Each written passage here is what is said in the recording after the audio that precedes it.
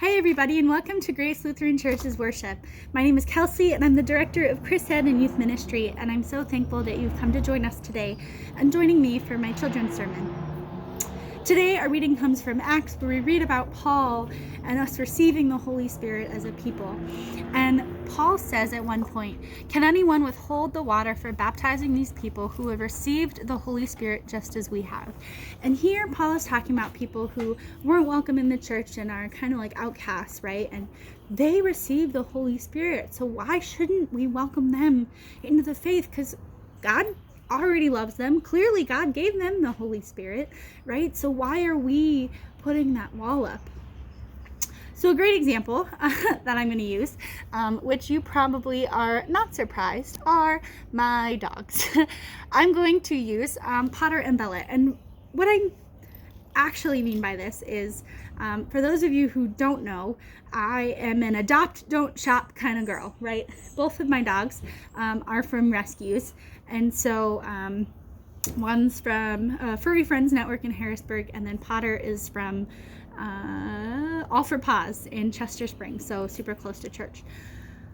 I am all about adopting animals, rescue animals, right? Rescuing, don't shop at breeders, but I feel passionate about that because otherwise some of them may not get homes, right? Because there's an overcrowded at shelters and they have to get rid of them, put them to other shelters, people rescue them other places, or sometimes they have to put them to sleep because there's just too many of them for us to handle and give homes to.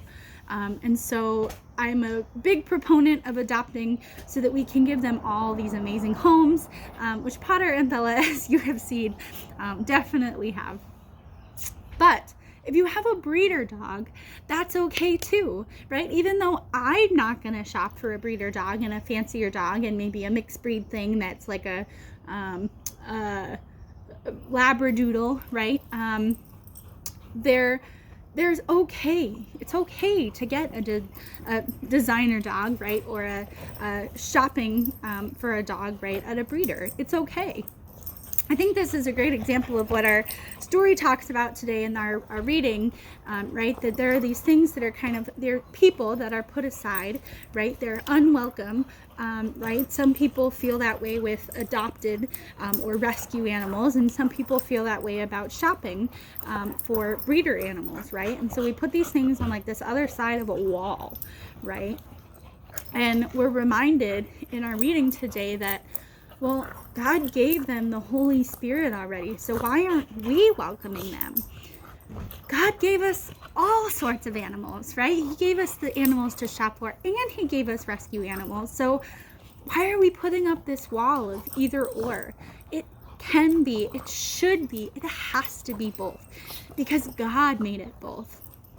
So even though I am definitely still an adopt, don't shop proponent, I still love all the dogs that are breeder dogs and designer dogs and all that kind of stuff, right?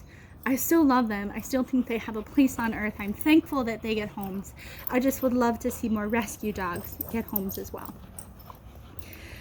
So as we think about our lesson in this idea of adopt, don't shop, or shop and shop or breeder dogs and adopting kind of stuff, right? I want you to think about maybe something that you have on the other side of a wall, right? What do you put on that other side that you say, I'm not going to look at, I don't think it's good, it's not a part of me. In our reading today, right, it was, people were put away from faith, right? They weren't welcome in, and we're reminded that God doesn't discriminate. God invites everybody, right? God welcomes and gives the Holy Spirit to everybody, sometimes whether we like it or not, right? So this week, as you go about your week, I challenge you to think about those things, right, that you put on the other side of this kind of barrier, right, of your safety net, right, of something that you don't want to include in your life. And I challenge you to invite that in, right? I challenge you to learn about the other side, right? I challenge you to learn what it means to think differently and how God may be working in that, right? How is God working in these breeder dogs, right? Or designer dogs, right? Okay, here's a good example, right? Golden Doodles, super cute, adorable dogs, right? For someone who has allergies to dust, dander, pollen, which is dust and dander. Dander specifically comes from pets, dogs and cats. A Golden Doodle is a dog that can be hypoallergenic or doesn't produce the dander because poodles don't produce the dander that most pets do. So a Golden Doodle is great, especially for people who really have allergies to animals and still want to know that feeling, right? So these breeder dogs are great, and I think it's awesome.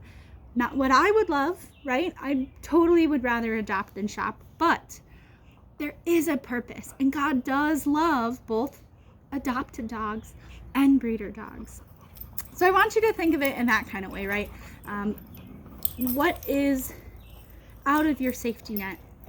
Try to understand it and try to find the ways that God is also working in it. Just as we learned today that God is working in those people who were also pushed aside. The Holy Spirit is there. Whether we invited in or not, the Holy Spirit was there in them. So why can't we baptize them in the same water we're in? As we're reminded today in our lesson.